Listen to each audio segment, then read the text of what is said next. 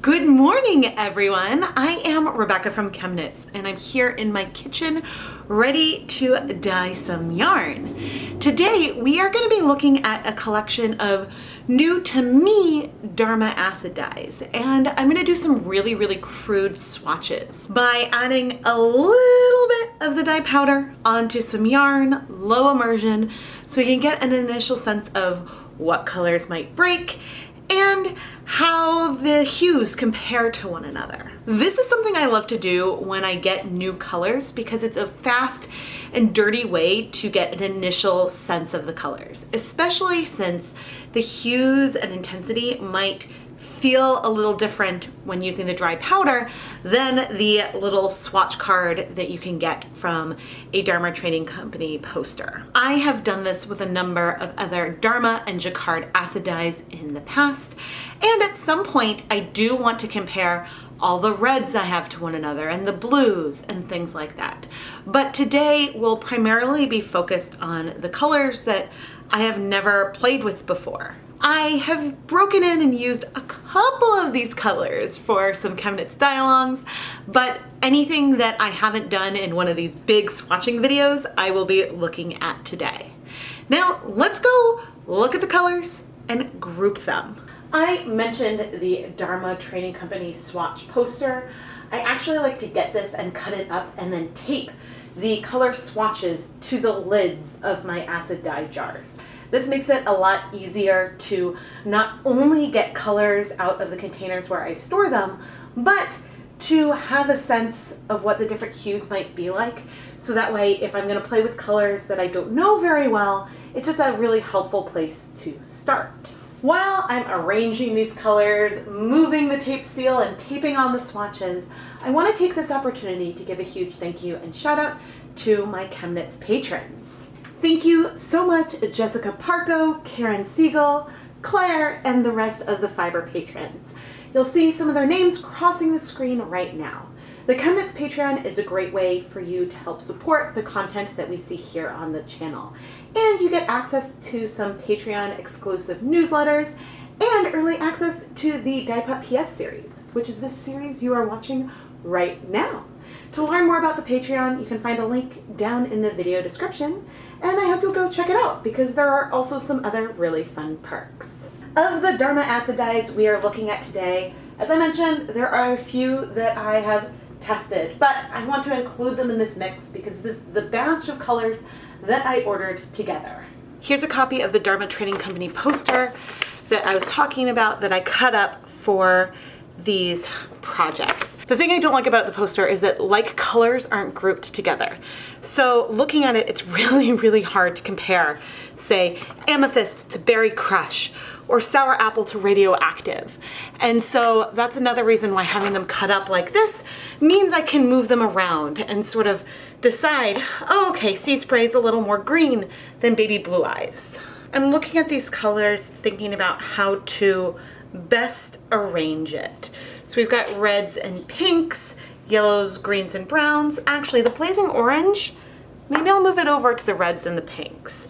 There are 35 samples, so I'm trying to work things out. I just moved the Spearmint Breeze over here because I would really like to see it next to the Sea Spray. And I have a feeling that it will be not that similar to the colors we have over here. And actually, now that I have this section, which is bigger, this is 13 colors, of these, I think the only two I have not swatched are the Sunflower Yellow and the Ivory. Do I now have a complete collection of Dharma acid dye colors? Not quite. There's still a handful of colors that I don't have, either because they were sold out or I don't know, that maybe they were unavailable at the time. Otherwise, maybe I would have ordered them. Although I think of these, Deep Maroon might have been discontinued, so that might be why I didn't get that one. Don't worry, we will be making those swatch photos like I showed some at the beginning for the end of the video. So that way you will have a static image that is labeled with the color names. I'll be saying all the names as I'm swatching them, but I didn't want to read them out right now because there's 35 names. Also, this isn't the most complete Like if I was gonna swatch all reds and pinks, I have some other in my collection that I would want to pull down to do that. And I think that at some point I might have a video that's all about red and all about blue and things like that. But for today, I'm dealing with this new batch of colors. And also we're gonna create some really fun, beautiful yarn along the way. And so I think that that's just a lot of fun. Whenever I am dyeing with dry acid dye powder, I'm always wearing a respirator mask, safety glasses, and gloves. So make sure that you're wearing proper safety equipment. All of the tools and equipment that I use in this video are dedicated for dyeing yarn and aren't also used for food. If you'd like to learn more about any of the equipment, I link to the items that I use down in the video description. And I also have a blog post that talks about a bunch of other respirator masks that other indie dyers recommend in case the specific one I use is still out of stock. In my dedicated dye pan, I have 8 cups of water. And I'm going to add 2 tablespoons of white vinegar. Next, I'm coming in with 100 grams of sort of semi-pre-soaked Stroll fingering weight yarn. This yarn is 75% superwash merino, 25% nylon, and I immediately see I want less liquid in here. Since we're not going for speckles, I don't mind a low immersion situation, but I do want the dye to not hit the water and spread a lot. So therefore, we will remove some cups of the liquid. But our proportion of vinegar to water is 2 tablespoons of vinegar to 8 cups of water, and we can use that as needed. So I'm just removing a bunch of liquid, which then we can use for one of our other swatches, and as needed we can put it back into our yarn. So I think, looking at my container, I probably removed around 3.5 cups from here. So it's still nice and wet, but I will be able to add powder and it won't spread very far, which is just important so we can compare our colors. Now we have a choice, and this is something that I actually might do differently for each of the different swatches. We could heat this up and start adding the dye hot, or we can keep it cool and add the dye while it's cool to get that first sense. And I actually think I'm gonna go with it starting cool today. The main reason though is not because of how the colors will strike, but because of the fact that there are 35 samples and I'm gonna need to use some utensils to apply the dye to the yarn that maybe would melt. And so this is just thinking ahead to that. Let's get into it and start with our pinks. First up is Valentine Blush. I do want to stir this a little bit. Then I'm coming and just taking a small amount of powder on the end of a utensil, adding it onto an area and tapping it out. Ooh, that is a really, really pretty pink. Oh man, that is actually a bit brighter than I thought. I really like that pink. But don't forget, this is dry powder. Okay, next up is Ballerina Pink. So the first one was Valentine Blush. Now Ballerina Pink. Let me grab a tiny bit more, spread it. And this is also bright, but now looking at it, the Ballerina Pink feels a little more neon, and the Valentine Blush is dustier. It's not as bright. Next up is our Flamingo Pink. There we go, sort of tapping it down so we can get a nice look at the color. And oh, this one is less pigmented than I expected, and it's a lot more like mauve. Oh, interesting. I think actually I'm going to bring the mauve over. I know I wasn't going to include it in this batch, but I now want to see. Okay, here is, and I might use the antique mauve and with the purples as well, but here is our antique mauve. Oh, come on. That's a lot. Okay, so that can be pretty pigmented. I did use more powder here, but if I spread it out a little bit so you can see how it goes when it's pastel, It actually looks a lot like, it's very similar, even though it's a little more purple than the flamingo pink. So to bring you in, if you want the brightest little pink, that ballerina pink is going to give you that brightest young pink. And then everything else is going to be a bit more muted. But this is why having these side by side, especially if you're going to be dealing with the dye powder, is so useful and helpful. Let's do some peach blush. And we'll do this down here.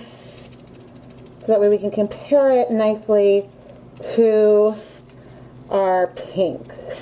So this is absolutely a more peachy orange tone than those pinks. But if you start to look at the pastel, you know, it is a pinkish orange. So it fits in with that comparison. And now we're going full on into our orange category, which we really only have one member. And that is our blazing orange right here, which right now, honestly, is looking a little brown, but some colors will shift once heat is applied. So this is it's more orange than fawn, but it's not as orange as saffron spice. But I'm actually surprised with how brown it looks. And now for the last of our pinks, this is probably going to be a really bright, I'm expecting it to be bright and pigmented. This is Pink Orchid. Oof. It is much more of a purpley pink, especially if you compare it to, say, Ballerina. Was that Ballerina? Yes, especially if you compare it to Ballerina Pink. It is a bit of a cooler tone, I would say, but really, really pretty. Now it's time for our reds, and I'm going to start with the ones that look the most orangey. So this is our cayenne red. Then I'm going to come, take a bit, and tap it on. And again, we will see, I'll take a picture now, but I'll also take a picture once things warm up. This is, I would say, a very yellowish red color. It is leaning a little bit orange to me. It feels brick. That's a good description of it. Like a brick red. Okay, next is poinsettia. Pronunciation is not a strength of mine. Oof, this is a real nice red. Next up we have Chinese red.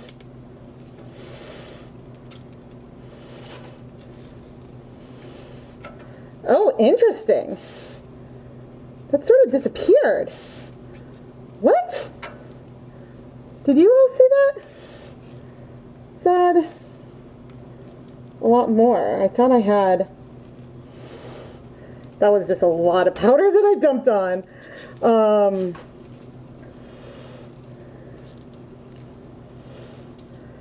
So that was not pigmented at all. I was expecting it to be as pigmented as our poinsettia.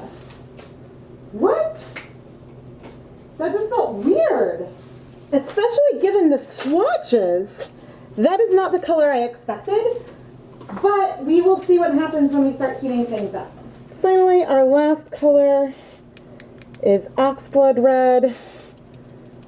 And this one I'm feeling the deep, yeah, that's sort of a nice blood, blood red over there.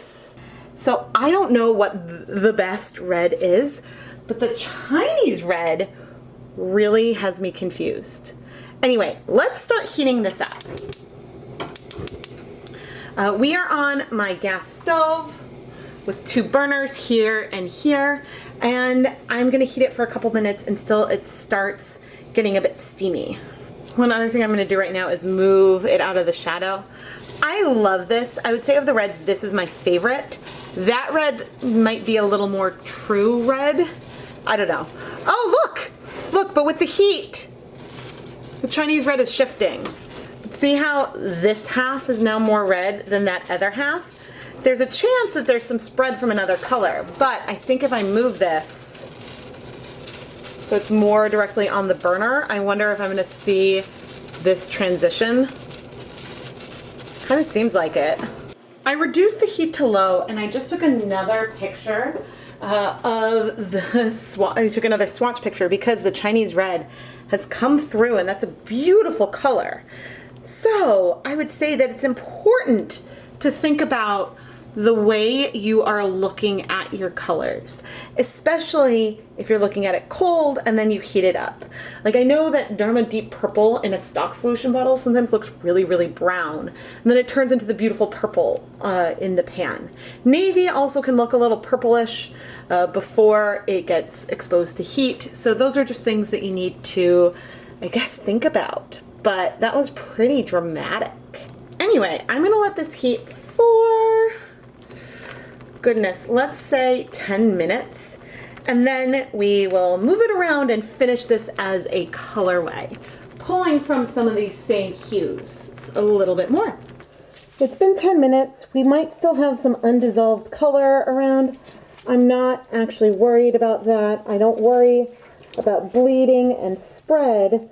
The goal is to now create something that feels finished and balanced. So I'm coming in with some blazing orange, adding little bits of the powder to places, and then with my finger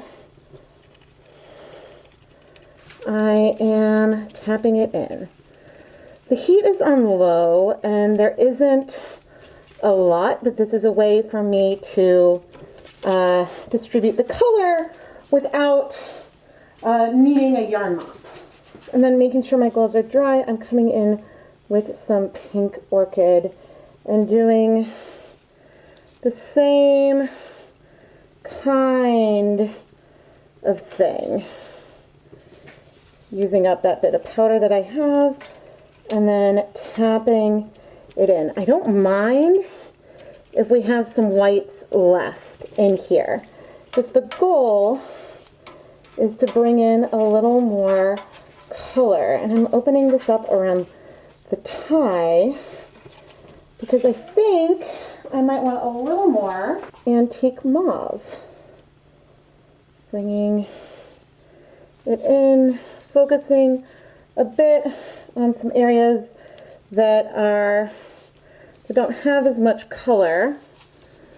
Again, I don't mind if we have some white left behind, but I just want to bring in some colors to help us feel like there is some balance to our colorway. And I'm tapping it. I don't mind if there's a little bit of speckling, but I don't want it to be heavy speckled. And all of a sudden, that's helping some of these tones, even though we have all these different reds and we have a lot of different pinks in here, it's sort of pulling everything together into one cohesive colorway. And I don't think I really want to wait. I think I'm going to actually pick it up and flip it one more time just to see if there is anything else I would like to add, and I think there is. Coming in with a little bit more ballerina pink. Bringing that in. And then finally our Chinese red, because I'm very curious how this is going to feel.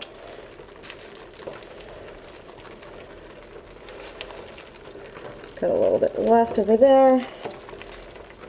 It's funny how like deep and unpigmented it feels when I put it on, but I wonder if that will then yeah, it's just like it felt so pastel and then it just brightened up. That is wild. All right, I'm gonna call it. This colorway is done. But I guess it's not quite done. I'm done adding color, but I'm gonna add that water I removed at the beginning back in. We might now start seeing a little bit of some spread. I am moving the yarn. I don't mind, again, if we capture any of, well, we can look and see. There's most of the color is in our yarn. We do have some light patches, but I think that that is fun with this super random kind of colorway. And now I'm actually going to transfer it to the other side of my stove so we can dive in to our next swatch. For the blues and purples, I am starting with 4 cups of water, 1 tablespoon of white vinegar, and then we have another skein of Knit Picks Stroll fingering weight yarn, which I am spreading out here in our pan. And even though the burners were still warm, with the cool water on here, it's not going to heat up very much, and so we will add all of the colors cool once again. This time, let's start with Alpine Blue. Now, I've not really noticed any colors that I would say break yet. And by break, I mean that when I see the powder go on, I am seeing different colors. Oh, that was a lot of powder. Then I'm seeing different hues when it first hits and then in between the spread. That doesn't mean that some of these colors won't break. It just means that I'm not observing that yet. Next up is Baby Blue Eyes. So you can tell by the way that I added a lot more dye on there that I think that these are all less pigmented colors than some of our other blues, which doesn't mean that they can't be used more pigmented. But, so for example, you know, I've added a lot of dye here, and probably a bit too much. And especially because I have a lot of colors to fit, I should tone it back. But this is a brighter blue than our Alpine Blue. Now we have some Sea Spray. Ooh, that is a little bit more gray, a little bit more, I don't think it's necessarily green, but it's greener than those other two. And then finally, I'll put this sort of here in the middle. We have our Spearmint Breeze, which is a bit minty, but from the last time I used this, I knew it actually is a little more pigmented than you might think looking at the color. So here it looks more dusty, but I think you really need to use a very low depth of shade here. Now let's go for some of our more intense blue colors. This is called Extreme Blue. And I'm just going to take a tiny bit. So let's see how extreme it is. And that is so much more pigmented than these other colors. I'm trying to draw it out a bit. I think if we want to look at pastels, I might need to do another swatch at some point. Next up, let's do some Indigo Blue.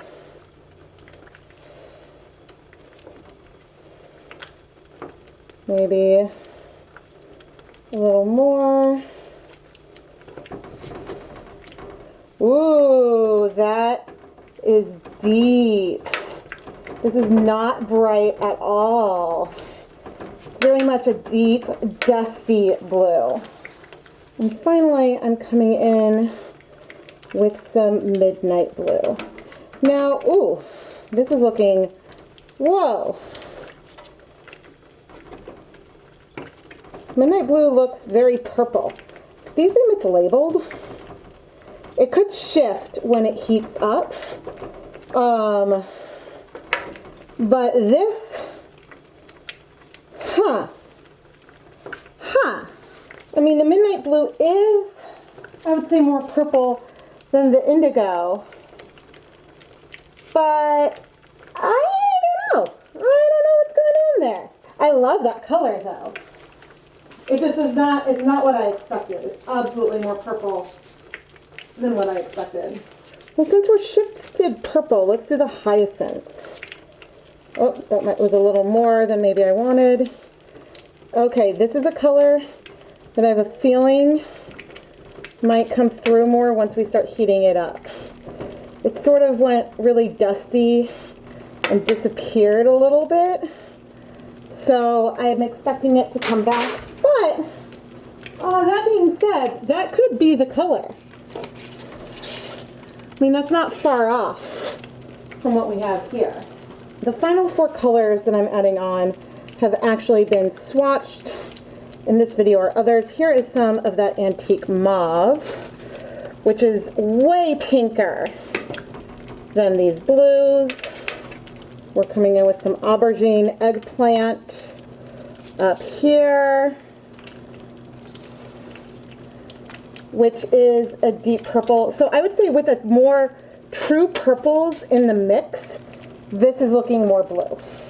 It looked purple compared to the other blues, but when you bring in like a true eggplant purple, that doesn't look very purple to me anymore. Next up we have a little bit of some Cabernet, which probably deserved to go with the reds and pinks, but you know, it's fitting in here today. Finally, we've got Plum Dandy, which I've actually played with a fair amount now. This is also looking pretty dusty when I add it, but it is a beautiful, beautiful rich tone that I like a lot. It's more purple than the antique mauve. It's so funny how a perspective can really make. And I'm about to turn on our heat here. But especially this midnight blue, which now looking at it, yes, I see it, I feel it. It's much more blue than a navy, but it's still very, very, I guess it's much more of a warmer blue because it's almost purple. But our eggplant purple is a very purple color, and our hyacinth is sort of like a purpley blue mid-tone. Oh, it's fun. So I think that if I was going to try to use this midnight blue in a rainbow, it would not feel purple at all. But, you know, it's definitely more purple than our indigo here. So I think that these colors are all beautiful. Did I see for sure any breaking in here? Not immediately, actually. But this is one downside to adding things in cold versus hot. The places and the colors where I would typically see breaking would be in purples a lot, in browns and blacks, and colors that are more definitely a mix of primaries, which isn't to say you can't see breaking in some blues as well. There definitely could be mixtures. So yeah, I guess off the top of my head, I don't see anything immediately that makes me super curious about breaking. Because some areas where it looks like there could be some multiple hues could be spread of some of these different colors. But anyway, here are my new blues and purples. Oh, another color I'm really excited about is Sea Spray. This is a beautiful, I would almost call it, well, it's Sea Spray, it's an oceany blue, which is definitely more blue than teal, but still in that blue-green family. With a little bit of heat, our hyacinth has bloomed. It is much more, actually it's very similar, oddly, to the midnight blue, but it's definitely more, even more purple leaning as I gesture here. I also want to point out that, is this swatching the end all be all? No. But what it can do is help you determine what colors are super similar to one another versus being a little more different, especially if you're going to be using the dry powder. For example, I don't think I would use both midnight blue and hyacinth in powder form on one project because they look so similar. The same with some of these blues. But that can be a helpful thing to know, because if I was to go and look at just the swatches of those two colors, I'd think, ooh, I'd love to do like a deep blue and more of like a dusty purple. So that's where this is helpful. If I was going to make a 1% dye stock of the two colors and add it on, it would look more different. But this makes things more helpful, so that way I can make more of an effort to pick substantially different hues if that's what I'm going for. And dyeing directly with the dry powder is one of my favorite techniques. I just turned off the heat on our red colorway, and I'm actually going to remove it. Yep, all of the color is in our yarn. But we have a beautiful, very unique colorway here, and I'll let it cool completely so then we can wash it. If you are a longtime ChemKnits viewer, you know how much I love adding patches to color and seeing where we end up, moving things around. And the thing about this is especially fun is that technique, and my love for this technique started by doing these crude swatches. So, fun fact.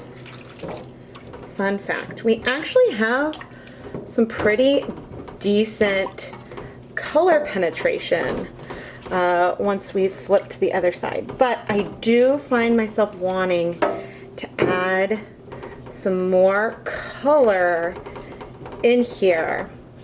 And, I'm gonna go get suited up. I definitely want more Spearmint Breeze. This color especially was a bit of a standout in that it, came up in different spots and was just located in the middle. And so to have something feel a bit more balanced, not that these colorways turn out balanced per se, I don't want it all to just be focused on that one half, so I wanted to add a bit more of that color. Next I'm coming in with a little more hyacinth. Not because, maybe a lot more, not because I think that this color is necessarily like absolutely needed in here, but I'm curious how it'll look and deepen up. Because again, when I'm pushing this into the yarn, even though it is warm, it is looking very pastel and dusty. And it's sort of developing before my eyes as it goes into the yarn. Sea Spray is another color that has me really, really excited to play with it a lot more. It's a color that I think has been missing from my collection. Whoa, speckling it on right now, it is looking very, very green. Very green.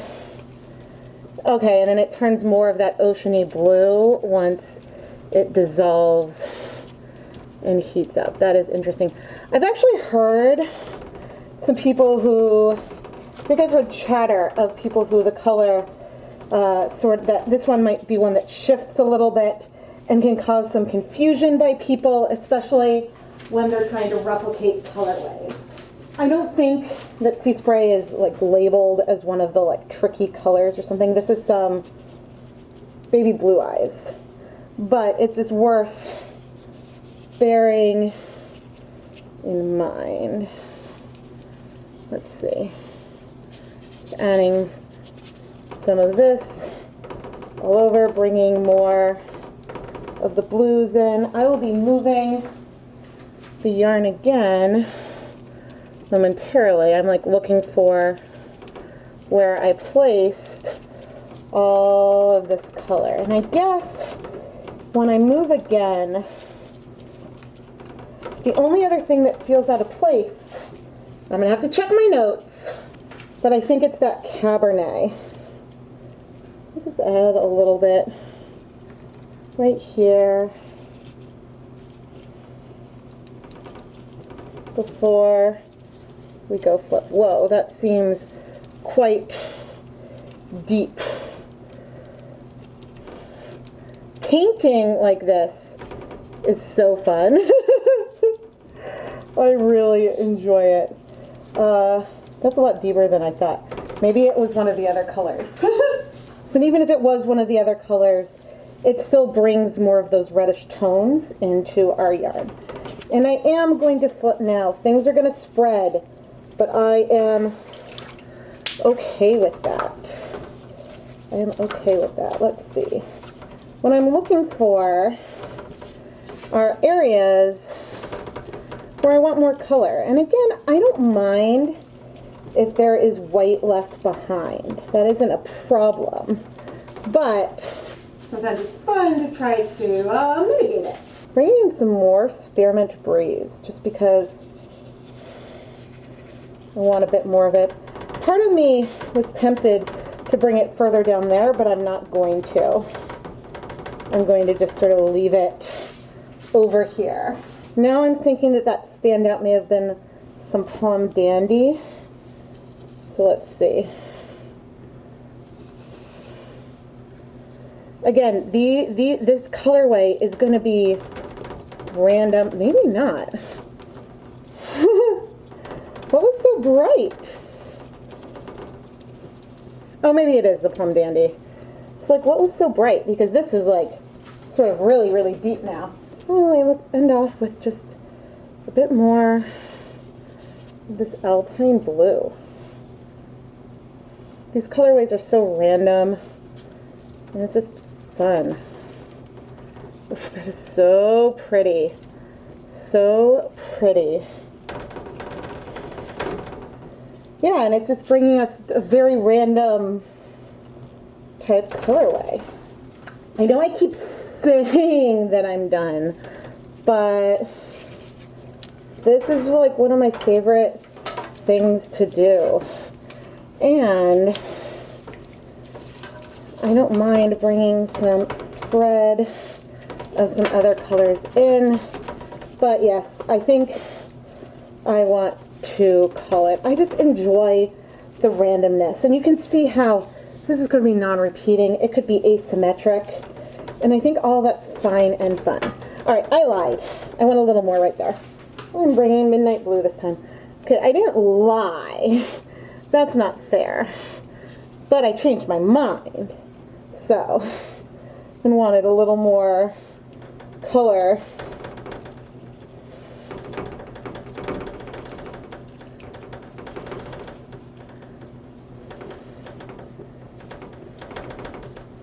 There. Now I'm going to call myself done. Because I could keep going. Now I'm coming in with another 5 cups of water and 1 tablespoon of white vinegar. And I'm going to move it to the other burner for about 15 minutes or so, just to help everything else set. And you can see, ooh, we've got some spread. And I am just letting that go where it wants. Ooh, I love it. I love it. Okay, this is so pretty. In a clean pan, I have about 4.5 cups of water, 1 tablespoon of white vinegar, and another 100 grams of yarn. This is gonna be a long video, I think. Starting cold once again. First, let's do some ivory. And the powder looks very, very brown. The color is, ooh, this might break. It's hard to say. It's a very yellowish, almost brown color, but it is just supposed to help you tint things just a little bit. And the same with champagne, but look how different it looks just right off the bat. So I would say ivory is more green and champagne is more yellow. Next, let's increase our pigmentation. And this is some golden straw, which looks, okay, it's definitely more yellow, but like more of a greenish yellow versus the more orange yellow that was the champagne. Next up, we have sunflower yellow, which I'm expecting to be, yeah, even just looking at the powder, you can tell it's more pigmented. And ooh, is that? That would be so cool. I am not going to try to pull, oh, that's too bad. That's some powder not dissolved. I was like, ooh, is that like brown with yellow? I still think it might break. Very cool. And looking at the spread, the more brown and the yellow on the outside, it feels so sunflower. Oh, that is so cool. Our next yellow is duckling. Oh. which is more orange than sunflower. Oh, I forgot this was cold for a minute. It is more mustardy than sunflower. And speaking of mustard, now we've got some honey mustard. Oh, that's a lot. So the fact that like I'm adding different amounts of powder of these different colors means that this kind of swatching is not an accurate representation of the amount of pigmentation in these different hues. But what it can tell us is more about the hue, the undertones of these different colors. And of course, in some cases, it really does tell us something about the pigmentation.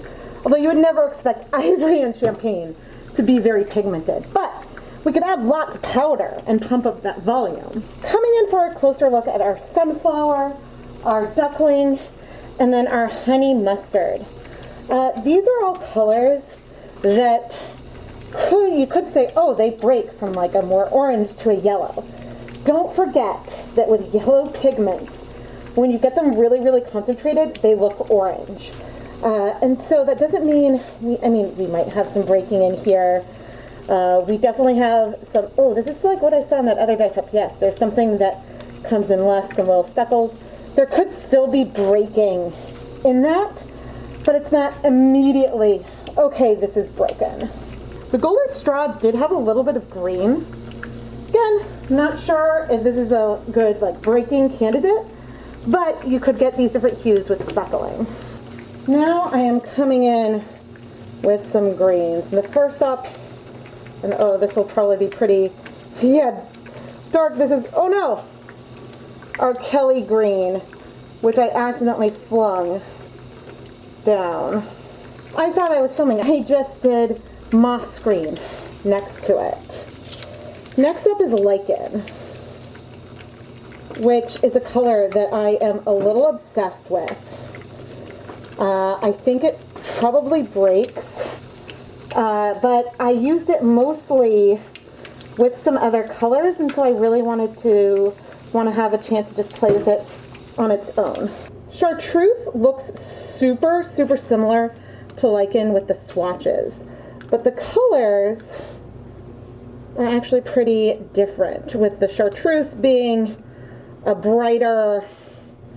much brighter green. Next, I have tobacco leaf. So one thing you might notice as we're doing this is that the color of the powder that you see is not, oh, I think that this has different pigments. I think that this one probably breaks.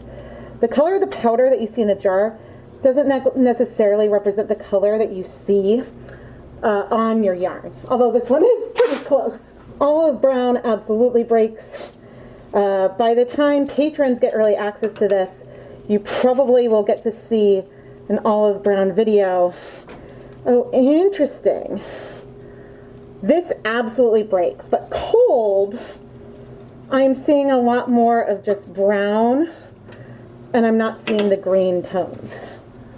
Interesting, but I will say that this olive brown has blue, red, and then like yellow pigments in it.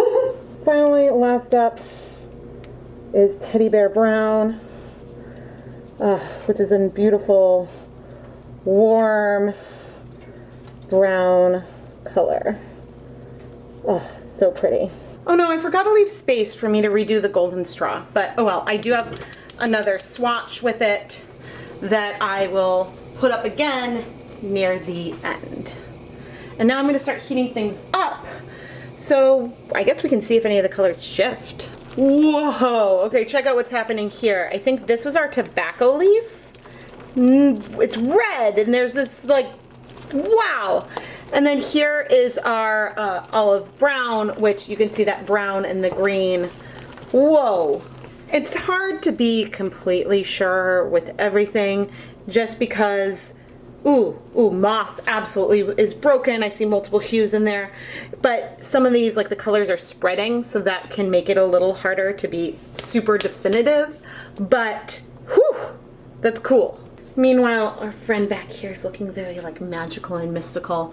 I turned off the heat. I'm gonna let it cool in the pan, but I think Yeah, that water is looking pretty clear to me.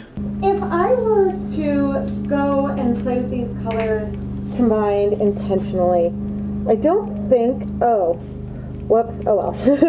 I was like, I need to flip this first, but let's go ahead and add the Kelly green that I have just pinched up to the yarn. I don't think Kelly green is a color that I would have brought in with the rest of this, but it is what it is, and let's flip it anyway, even though I just added that. To our other side, and we are going to make a green, sort of brownish type colorway. Okay, I know I just added more of that Kelly green, and I think I'm satisfied. I'm going to see what the tobacco leaf does.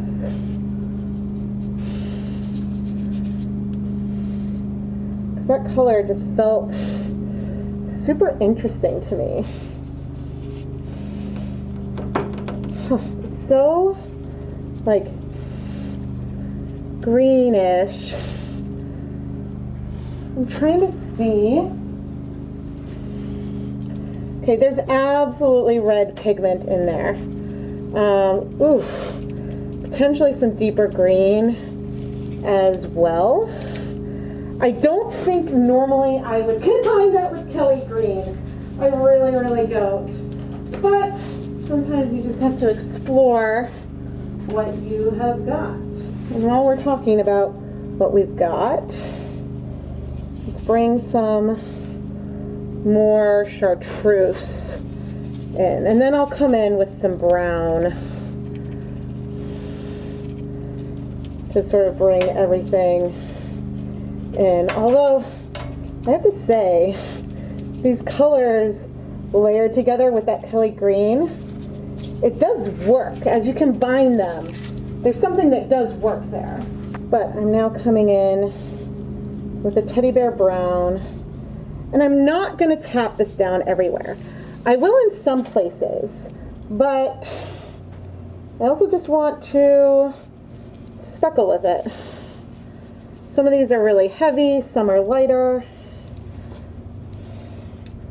And let's see, where do I want to tap down? Some of these areas I want to tap down with a bit of this color. And I'm not going to wait. I'm trying to get the color off my fingers. I'm not going to wait forever for this to set, but I'm going to give it maybe like 2 minutes or so before I flip the yarn. Okay, I'm going to reduce the heat again, and we will flip back. And there's going to be some spread. We're okay with spread. And by we, I mean I am okay with spread and capturing that. Sometimes you don't want colors to shift together. Other times, it helps. Okay, I think I'm going to come in with some lichen down here, and then I will do a little bit, one last bit of teddy bear brown all over.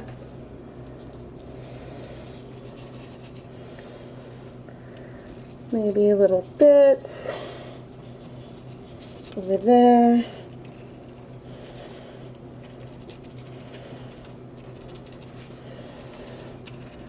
And again, I don't mind if there's white. We have lots of colors. This colorway is fairly wild. But what's fun here, as I come in with some teddy bear brown, is for all that this isn't exactly what I would have designed, and I might not have intentionally come up with this color combination, it still works. It's not for everyone, but those pops of green are sort of a nice little something in here. Once again, I am tapping the brown into a few spots, in part to just use up that dye, in part just for balance. But I think I'm going to call it and leave it Well, I'm going to leave it for maybe about 5 minutes like this, and then we'll come and add more water. Okay, it's been about 5 minutes. This is maybe around 5 cups of water with, I think, 3 tablespoons of white vinegar. You can see that those brown specks did not spread out a lot, but there is still some pigment in here. I'm moving the pan because sometimes there's a little dye a little bit on the edges, and I'm just sort of mopping it up.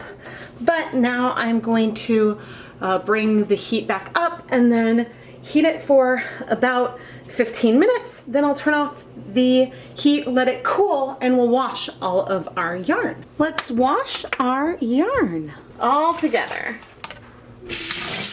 I try to wash in cool water. The water happened to be a little warm, but da-da-da-da, no color is coming out. That is always, always welcome. The only problem I have with this technique is that it wouldn't be easy for me to reproduce or scale these up. Now, Rebecca, you might be wondering, you do this dry powder technique to layer colors together a lot. And it's true, I do.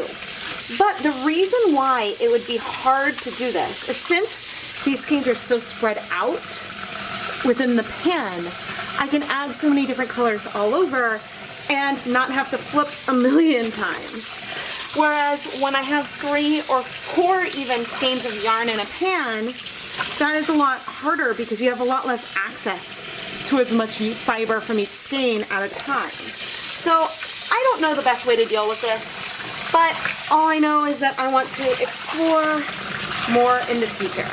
And we added some dish soap. The water is still clear. I'm going to rinse the yarn a few more times, put it through my spin dryer, hang it up to dry, and we'll come back for some conclusions. As we go back and look at our swatches, especially comparing before we added the heat to after, heat can really make a difference with how some colors might appear when either you're dealing with a dry powder or conceivably when it is in some kind of stock solution. So while these swatches are super useful and helpful for playing with different dry powder techniques, you should always take everything with a grain of salt because there can be some differences. And since we were dealing with things cool, we potentially saw less breaking than what we might see if we had the pans hot because some colors might strike faster. And so then we would be able to exaggerate more of that breaking. Our final 3 colorways don't really represent the swatches that we started with because we did go and add a lot more color to create something more balanced out of those random patches of color. And I like each of them a lot. They are all very different, but I enjoy all of them. I think reds and pinks both deserve their own dedicated moment at some point. There are so many similarities between the 4 different reds that I looked at today, and I'm curious how these compare to the other reds I already have in my stash and across different brands. So if this is something that you would like to see more of, please let me know down in the comments. Again, I want to emphasize that looking at the dyes in the dry powders like we did today, results might be very different if we were dealing with a 1% stock solution. Some of these pinks, which really at a 1% depth of shade or even a 0.5% depth of shade might give us a very nice, beautiful pastel color, they're going to be pigmented when you're dealing with the dry powder. This basically just means that you can't use a pre-mixed pastel color to give you pastel speckles. But there are times when if you want more sparse speckles, that using one of these pre-mixed powders could be really beneficial. With our blues and purples, we got really saturated in some areas, and this is so mystical and fun. I'm sure you all know that I'm a super big purple fan, but I think that blues absolutely also deserve a really, really close comparison because I think that there are going to be a lot of similarities across all of the blues that I have with some subtle differences in the amount of brightness or mutedness, dustiness that some of the colors have.